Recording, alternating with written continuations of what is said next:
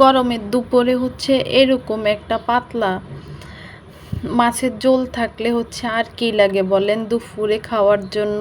এই একটার পদ দিয়ে তো হচ্ছে যথেষ্ট। তো আসসালামু আলাইকুম এভরিওয়ান, আমার আরেকটা নতুন ভিডিওতে আপনাদের সবাইকে স্বাগতম। আজকে করলাম হচ্ছে আমি টমেটো দিয়ে পাবদা মাছের ঝোল করলাম, একটু পাতলা ঝোল।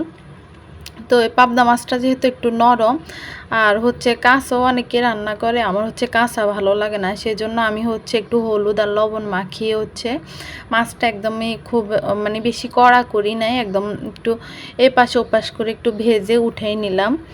তারপরে হচ্ছে এই তো কড়াইতে আমি পরিমাণ মতো তেল দিয়ে হচ্ছে প্রথমে কিছুটা হচ্ছে পেঁয়াজ কুচা আর হচ্ছে কাঁচামরিচগুলো দিয়ে হচ্ছে একটু ভেজে নিব।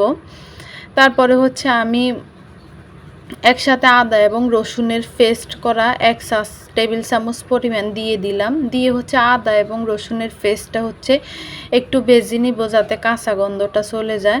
তারপরে হচ্ছে একটু বড় সাইজের একটা হচ্ছে টমেটো দিয়ে দিব, দিয়ে হচ্ছে লবণ দিয়ে একটু ভেজে নিব। তো আমার ভিডিওটা যদি আপনাদের ভালো লাগে তাহলে অবশ্যই লাইক কমেন্ট করবেন এবং সাবস্ক্রাইব করবেন এবং পেজটি ভিজিট করে হচ্ছে একটু যদি ভালো লাগে তাহলে অবশ্যই একটা ফলো দিয়ে পাশে থাকবেন। তারপরে হচ্ছে তো আমি টমেটোগুলো ভেজে তারপরে হলুদ আর মরিচ দিয়ে দিলাম। এখানে হলুদ আর মরিচ দেওয়াটা স্কিপ হয়ে গেছে, সরি। আমি হচ্ছে আধা টিস্পুন হচ্ছে হলুদের গুঁড়া আর 1 টিস্পুন মরিচের গুঁড়া দিয়ে মশলাটা খুব ভালোভাবে কষিয়ে নিয়েছি।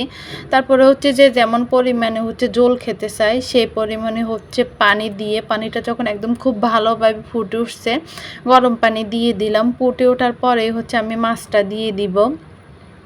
মাছটা দিয়ে হচ্ছে খানিকক্ষণ জাল করার পরে হচ্ছে যখন ঝোলটা একটু হচ্ছে মাখা মাখা হয়ে আসবে তখন এই তো ধনে পাতা ছড়িয়ে দিয়ে খানিকক্ষণ হচ্ছে ঢাকা দিয়ে রেখে দিলেই হচ্ছে রেডি হয়ে যাবে আমার হচ্ছে পাতলা করে পাবদা মাছের ঝোল।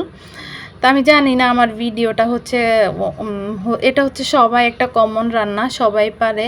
তো হচ্ছে আমার ব্যাচেলার ভাই এবং হচ্ছে আমার যারা হচ্ছে নতুন রাঁধুনি তাদের অবশ্যই কাজে আসবে।